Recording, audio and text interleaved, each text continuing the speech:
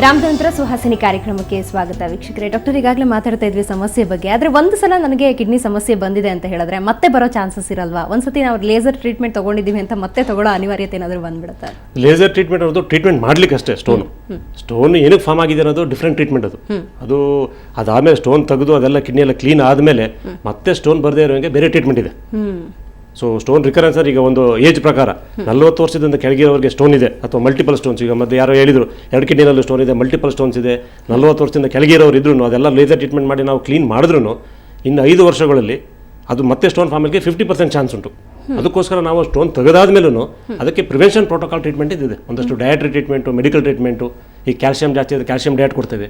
ಆಕ್ಸಿಲೇಟ್ ಜಾಸ್ತಿ ಇದೆ, ಆಕ್ಸಿಲೇಟ್ ಡಯಟ್ ಕೊಡ್ತೇವೆ. ಈ ಥರ ಅದನ್ನು ನಾವು ಡಯಟ್ರಿ ಟ್ರೀಟ್ಮೆಂಟ್ ಪ್ರೋಟೋಕಾಲ್ನ ಫಾಲೋ ಮಾಡ್ಕೊಂಡು ಹೋದರೆ ಕಿಡ್ನಿ ಸ್ಟೋನ್ ಪ್ರಿವೆನ್ಷನ್ ಆಗ್ತದೆ. ಓಕೆ, ಈಗ ಕಾಲರ್ ಕೂಡ ರೆಡಿ ಇದ್ದಾರೆ. ಶೋಭಾ ಅಂತ ಬೆಂಗಳೂರಿನಿಂದ ಕರೆ ಮಾಡಿದ್ದಾರೆ. ಶೋಭಾ ಅವರೇ, ನಿಮ್ಮ ಸಮಸ್ಯೆಯನ್ನು ಹೇಳಿ, ಡಾಕ್ಟರ್ ಇದ್ದಾರೆ.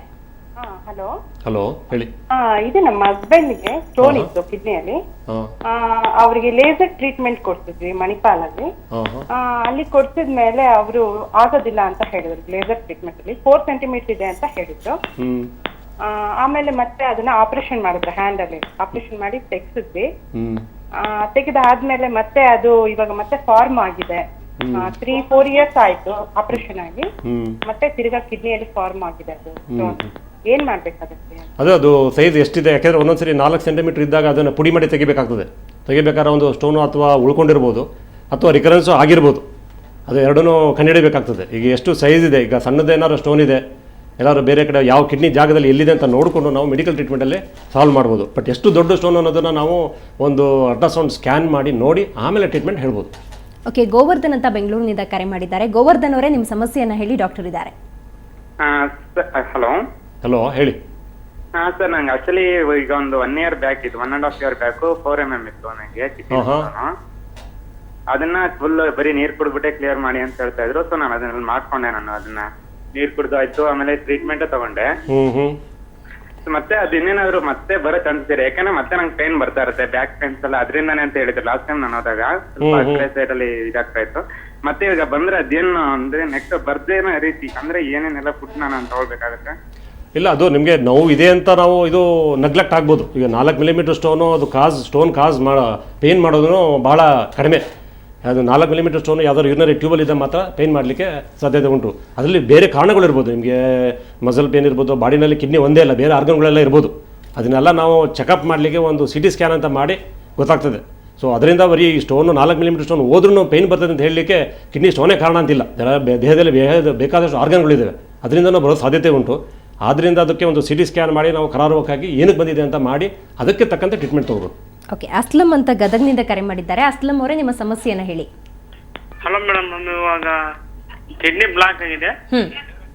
ಅದು ಇವಾಗ ಓಪನ್ ಮಾಡ್ಬೇಕು, ಅದಕ್ಕೆ ಏನೋ ಪ್ರಾಬ್ಲಮ್ ಇದೆ ಮೇಡಮ್ ಇವಾಗ.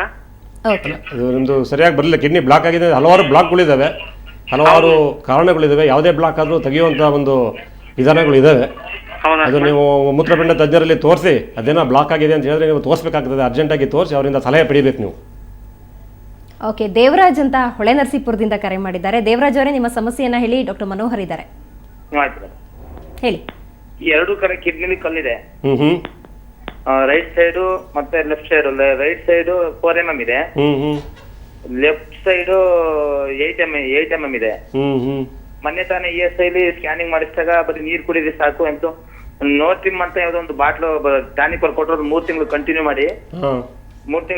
ಮಾಡಿ ಮತ್ತೆ ನೀರ್ ಕುಡಿದ್ರೆ ಹಂಗೆ ಹೋಗುತ್ತೆ. ಇದೇನು ಆಪರೇಷನ್ ಮಾಡಕ್ ಬರಲ್ಲ, ಮತ್ತೆ ಶೂಟ್ ಹಂಗೆ ಯೂರಿನಲ್ಲಿ ಪಾಸ್ ಆಗುತ್ತೆ ಅಂತ ಹೇಳ್ತಿದ್ರೆ. ನನಗೆ 2004 ಇಸ್ಪಿಂದ ಇದೆ. 1 mm 2 mm ಹಂಗೆ ಹೋಗ್ತಾ ಇರ್ತದೆ, ಬರ್ತಾ ಇರ್ತದೆ. ಶಾಸ್ತ್ರ ಹೇಳಿದ್ರು ಅಷ್ಟೇ ಹೇಳೋದು ESI. ಮತ್ತೆ ಇದಕ್ಕೇನ್ ಮಾಡೋದು ಸರ್? ಅಲ್ಲ, ಅದು 4 mm ಸ್ಟೋನ್ ಅನ್ನೋದು ಅಬ್ಸರ್ವ್ ಮಾಡ್ಬೋದು 3 ತಿಂಗಳವರೆಗೆ. ಅದೇ 8 mm ಸ್ಟೋನ್ ಅನ್ನೋದನ್ನ ಕಿಡ್ನಿನಲ್ಲಿ ಒಂದು ಮೆಡಿಕಲ್ ಎಕ್ಸ್ಪಲ್ಷನ್ ಥೆರಪಿ ಅಂತ ಮೆಡಿಕಲ್ ಟ್ರೀಟ್ಮೆಂಟ್ ಕೊಡ್ತೇವೆ. ಅದು 3 ತಿಂಗಳಲ್ಲಿ ಹೋಗಲಿಲ್ಲ ಅಂತ ಹೇಳಿದ್ರೆ ಅದಕ್ಕೂ ಒಂದು ವಿಧಾನ ಇದೆ. ತೆಗಿಲಿಕ್ಕೆ ಒಂದು ಎಂಡೋಸ್ಕೋಪ್ ಇದೆ, ಒಂದು ಫೈಬರ್ ಆಪ್ಟಿಕ್ ಎಂಡೋಸ್ಕೋಪ್ ಅಂತ. ನಾವು ಅದನ್ನು ಲೇಸರ್ ಪಾಸ್ ಮಾಡಿ ಕಿಡ್ನಿ ಒಳಗೆ ಎಲ್ಲಿದೆ ಸ್ಟೋನ್ ಎಲ್ಲಿದೆ ಅಂತ ಅದನ್ನು ಲೊಕೇಟ್ ಮಾಡಿ ಅದಕ್ಕೆ ನಾವು ಲೇಸರ್ ಫೈಬರ್ ಪಾಸ್ ಮಾಡಿ ಬ್ಲಾಸ್ಟ್ ಮಾಡ್ತೀವಿ. ಅಥವಾ ಅದನ್ನು ಒಂದು ಬ್ಯಾಸ್ಕೆಟ್ ಹಾಕಿ ಕಿಡ್ನಿ ಇಡಿಯಾಗಿ ಸ್ಟೋನ್ನೇ ತೆಗಿಬೋದು. ಅದೊಂದು ವಿಧಾನ ಇದೆ ತೆಗಿಲಿಕ್ಕೆ. ಅದು ಹೋಗಲಿಲ್ಲ ಅಂತ ಹೇಳಿದ್ರೆ ಮೆಡಿಕಲ್ ಟ್ರೀಟ್ಮೆಂಟಲ್ಲಿ ಹೋಗಲಿಲ್ಲ ಅಂದರೆ ಸರ್ಜಿಕಲ್ ಲೇಸರ್ ಟ್ರೀಟ್ಮೆಂಟಲ್ಲಿ ತೆಗಿಬೋದು. ಓಕೆ, ಶ್ರೀನಿವಾಸ್ ಅಂತ ಕಡೂರಿನಿಂದ ಕರೆ ಮಾಡಿದ್ದಾರೆ. ಶ್ರೀನಿವಾಸ್ ಅವರೇ, ನಿಮ್ಮ ಸಮಸ್ಯೆಯನ್ನು ಹೇಳಿ, ಡಾಕ್ಟರ್ ಮನೋಹರ್ ಇದ್ದಾರೆ. ಮೇಡಮ್, ಇದು 2 ವರ್ಷದ ಪಾಪು ಮೇಡಮ್. ಅವ್ರ ಕಿಡ್ನಿ ಮೇಲೆ ಗುಳ್ಳೆ ಇದೆ, ಚಿಕ್ಕ ಗುಳ್ಳೆ ಇದೆ ಸರ್. ಅದು ಯಾವ ರೀತಿ ಅದಕ್ಕೆ ಮೆಡಿಸಿನ್ ಇಲ್ಲ ಅಂತ ಹೇಳಿದ್ದಾರೆ ಡಾಕ್ಟ್ರು. ಅಲ್ಲ, ಯಾವ ಥರದ ಗುಳ್ಳೆ, ಯಾಕೆಂದರೆ ಕೆಲವು ಗುಳ್ಳೆಗಳು ನಾರ್ಮಲ್ ಆಗಿ ಇರ್ತದೆ, ಹುಟ್ಟಿದಾಗಿಂದನೂ ಇರ್ತದೆ. ಯಾಕೆಂದ್ರೆ ಮಗುನಲ್ಲಿ ಇರೋದ್ರಿಂದ ಹುಟ್ಟಿದಾಗಿಂದ ನಾರ್ಮಲ್ ಆಗಿ ಒಂದು ಫ್ಯಾಟ್ ಗುಳ್ಳೆ ಅಂತಲೂ ಇರುತ್ತೆ, ಅದೇನು ಇಲ್ಲದೇ ಇರ್ಬೋದು. ಬಟ್ ಆದರೆ ನೀವು ಅದನ್ನು ಟ್ರೀಟ್ಮೆಂಟು ಒಂದು ಯೂರಾಲಜಿಸ್ಟ್ ಅಥವಾ ಪೀಡಿಯಾಟ್ರಿಕ್ ಯೂರಾಲಜಿಸ್ಟು ಅಥವಾ ಸ್ಪೆಸಿಫೈಡ್ ಮಕ್ಕಳ ತಜ್ಞರಾಗಲಿ ಅಥವಾ ಮೂತ್ರಪಿಂಡ ತಜ್ಞರ ಹತ್ರ ತೋರಿಸಿ ಅದನ್ನು ಕನ್ಫರ್ಮ್ ಮಾಡ್ಕೋಬೇಕು. ಓಕೆ, ಬಸವರಾಜ್ ಅಂತ ಮುಂದಿನ ಕರೆಯನ್ನು ಮಾಡಿದ್ದಾರೆ ಬಾಗಲಕೋಟೆಯಿಂದ. ಬಸವರಾಜ್ ಅವರೇ, ನಿಮ್ಮ ಸಮಸ್ಯೆಯನ್ನು ಹೇಳಿ, ಡಾಕ್ಟರ್ ಇದ್ದಾರೆ. ಹೇಳಿ, ನಿಮ್ಮ ಸಮಸ್ಯೆ ಹೇಳಿ. ನನ್ನ ಧ್ವನಿ ಕೇಳಿಸ್ತಿಲ್ವಾ? ಸರ್ ನಮಸ್ತೆ. ಸರ್ ನಮಸ್ತೆ, ಹೇಳಿ. ಸರ್, ನಮ್ಮ ಮಗನಿಗೆ 2 ವರ್ಷ ಸರ್. ಈಗ ಹಾಂ ಹಾಂ ಅವನು ತಾಯಿ ಹೊಟ್ಟೆಯಲ್ಲಿ ಇದ್ದಾಗಲೇ ಹಾಂ 5ನೇ ಮಂತದಲ್ಲಿ ಅವನಿಗೆ ಸ್ಕ್ಯಾನ್ ಮಾಡಿದ್ದಾರೆ ಡಾಕ್ಟ್ರು. ಅವನಿಗೆ ARPKD ಇರ್ಬೋದು ಅಂತ ಕ್ವಶನ್ ಮಾರ್ಕ್ ಹಾಕಿದ್ರು ಸರ್. ಯಾವ್ದು ಹೇಳಿ? ARPKD. ಹಾಂ ಹಾಂ ಹಾಂ ನಂತರದಲ್ಲಿ ಅವನು ಜನಿಸಿದ್ಮೇಲೆ ಒಂದು ವರ್ಷದವರೆಗೂ ಏನು ಪ್ರಾಬ್ಲಮ್ ಇರಲಿಲ್ಲ ಸರ್ ಅವನಿಗೆ. ಹಾಂ ಹಾಂ 1 ವರ್ಷ ಆದ್ಮೇಲೆ ಅವನಿಗೆ ಯೂರಿನ್ ಇನ್ಫೆಕ್ಷನ್ ಸ್ಟಾರ್ಟ್ ಆಯ್ತು ಸರ್. ಪದೇ ಯೂರಿನ್ ಇನ್ಫೆಕ್ಷನ್ ಆಗ್ತಾ ಹೋಯ್ತು ಸರ್. ಈಗ 1 ವರ್ಷ ಆಯ್ತು ಸರ್. ಅವನಿಗೆ ಅದರಿಂದಾಗಿ ರೆನಲ್ಗೆ ಅಬ್ಸೆಸ್ ಆಯ್ತು ಸರ್. ಅದು ಬೆಳಗಾವಿ ರೆನಲ್ ಅಬ್ಸೆಸ್ ತೆಗೆದ್ರು ಸರ್ ಅದನ್ನ. ಆಮೇಲೆ ಅದು ಕಿಡ್ನಿ ಬಯಾಪ್ಸಿ ಮಾಡಿ ಅದು ಮಾಡಿದ್ಮೇಲೆ ಡಾಕ್ಟರ್ ಅವನಿಗೆ PKD ಇಲ್ಲ ಅಂತ, renal tissue does not have future first kidney ಅಂತ ಬಂತು ಸರ್. ಅದು ಅಲ್ಲ, ಅದು ಇದು ಮೂತ್ರಪಿಂಡ ತಜ್ಞರಲ್ಲೇ ಡಿಸ್ಕಸ್ ಮಾಡಿ. ಇದು ಯಾಕೆಂದರೆ ತುಂಬ ಹುಟ್ಟದಾಗಿಂದ ಬರುವಂಥ ಕಾಯಿಲೆ, ಇದು ವೆರಿ ರೇರ್ ಡಿಸೀಸ್. ಇದನ್ನು ಇಲ್ಲಿ ನಾವು ಫೋನಲ್ಲಿ ಮಾಡಿ ಡಿಸ್ಕಷನ್ ಮಾಡುವಂಥ ವಿಚಾರ ಅಲ್ಲ. ನೀವು ಅದು ಮೂತ್ರಪಿಂಡ ತಜ್ಞರಲ್ಲಿ ಕಂಡು ಅದಕ್ಕೆ ಸಮಸ್ಯೆ ಕಂಡುಕೋಬೇಕಾಗ್ತದೆ. ಡಾಕ್ಟರ್, ಏನಂತ ಹೇಳಿದ್ರೆ, ಈಗ ಸಾಕಷ್ಟು ಕಾಲರ್ಸನ್ನು ನೋಡಿದ್ವಿ, ಅವರೆಲ್ಲರೂ ಹೇಳಿದ್ದು ಒಂದೇ ಇದೆ, ಸಮಸ್ಯೆ ಇದೆ, ಆದರೆ ಎಲ್ಲ ನಿರ್ಲಕ್ಷ್ಯ ಮಾಡ್ತಾ ಇದ್ದಾರೆ. ಈ ಲೇಸರ್ ಅನ್ಬೇಕಾದ್ರೆ ಏನಾದರೂ ಒಂದು ಭಯ ಇದೆಯಾ ಏನು ಅಂತ, ಅದ್ರ ಜೊತೆಗೆ ಲೇಸರ್ ಟ್ರೀಟ್ಮೆಂಟ್ ಅನ್ಬೇಕಾದ್ರೆ ಅದರಲ್ಲಿ ಏನಾದ್ರು ಪ್ರಕಾರಗಳಿದಾವ ಬೇರೆ ಬೇರೆ ಬೇರೆ ಬೇರೆ? ಇದು ಲೇಸರ್ ಅನ್ನೋದು ಒಂದು ಇದು ಎನರ್ಜಿ ಸೋರ್ಸ್. ಅವಾಗ ಹೇಳಿದಾಗೆ ಲೇಸರ್ ಅನ್ನೋದು laser amplification, simulate emission of radiation ಅಂತ, ಲೈಟ್ ಆಂಪ್ಲಿಫಿಕೇಶನ್. ಇದನ್ನು ಕನ್ನಡದಲ್ಲಿ ಹೇಳಬೇಕು ಅಂತ ಹೇಳಿದ್ರೆ ಬ್ಲಡ್ಲೆಸ್ ನೈಫ್ ಅಂತ. ಬ್ಲಡ್ಲೆಸ್ ನೈಫ್ ಅಂತ ಒಂದು ಸೊ ಇದನ್ನ ಹಾಕಿ ನಾವು ನೈಫ್ ಇಟ್ಕೊಂಡು ಕಟ್ ಮಾಡಿದಾಗ ಒಂದು ಟ್ಯೂಮರ್ ಇಲ್ಲೇ ಇದೆ ಇದ್ದಾಗ ನಾವು ಕಟ್ ಮಾಡಿ ತೆಗಿತೇವೆ, ಅದನ್ನ ಎಲೆಕ್ಟ್ರಿಕ್ ಕರೆಂಟ್ ಯೂಸ್ ಮಾಡ್ತೇವೆ. ಹಾಗೆ ಒಂದು ಲೇಸರಲ್ಲಿ ಕಟ್ ಮಾಡಿದ್ರೆ ಕರಾರುವಕ್ಕಾಗಿ ಬೇರೆ ಆರ್ಗನ್ಗೆ ಡ್ಯಾಮೇಜ್ ಆಗದೆ ಇರೋಂಗೆ ಪರ್ಟಿಕ್ಯುಲರ್ ಆರ್ಗನ್ಗೆ ಟಾರ್ಗೆಟ್ ಆಗಿಟ್ಟು ಮಾಡುವಂಥ ಒಂದು ವಿಧಾನ. ಇದರಲ್ಲಿ ಭಯ ಪಡುವಂಥದ್ದು ಏನಿಲ್ಲ. ಹಲವಾರು ಲೇಸರ್ಗಳಿದ್ದಾವೆ. ಈಗ ಸ್ಟೋನ್ಗೆ ಒಂದು ಲೇಸರ್ ಟ್ರೀಟ್ಮೆಂಟು, ಅಥವಾ ಪ್ರಾಸ್ಟೇಟ್ಗೆ ಬೇರೆ ಥರ ಟ್ರೀಟ್ಮೆಂಟ್ ಇದೆ ಲೇಸರ್ ಟ್ರೀಟ್ಮೆಂಟು.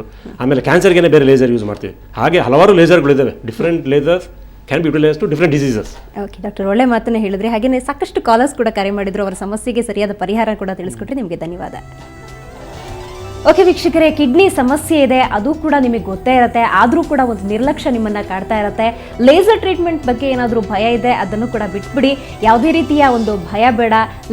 ಕಿಡ್ನಿ ಸಮಸ್ಯೆ ಅಂತ ಏನಾದರೂ ಇದ್ದರೆ ಅದಕ್ಕೊಂದು ಲೇಸರ್ ಟ್ರೀಟ್ಮೆಂಟ್ ಅಂತ ಒಂದು ಟ್ರೀಟ್ಮೆಂಟ್ ಇದೆ, ಅದನ್ನು ನಾವು ಬಳಸ್ಕೊಳ್ಬಹುದು. ಇವತ್ತಿನ ಸುಹಾಸಿನಿ ವಿಶೇಷ ಕಾರ್ಯಕ್ರಮದಲ್ಲಿ ನಾವು ಕಿಡ್ನಿ ಸಮಸ್ಯೆಯ ಕುರಿತಾದಂತಹ ವಿಚಾರಗಳನ್ನು ನಿಮ್ಮ ಮುಂದೆ ಬಿಚ್ಚಿಟ್ಟಿದ್ದೀವಿ. ಇದು ಇವತ್ತಿನ ಸುಹಾಸಿನಿ ಕಾರ್ಯಕ್ರಮ. ಕ್ಷಣ ಕ್ಷಣದ ಸುದ್ದಿಗಾಗಿ ನೋಡ್ತಾ ಇರಿ ಸುವರ್ಣ ಸುದ್ದಿವಾಹಿನಿ.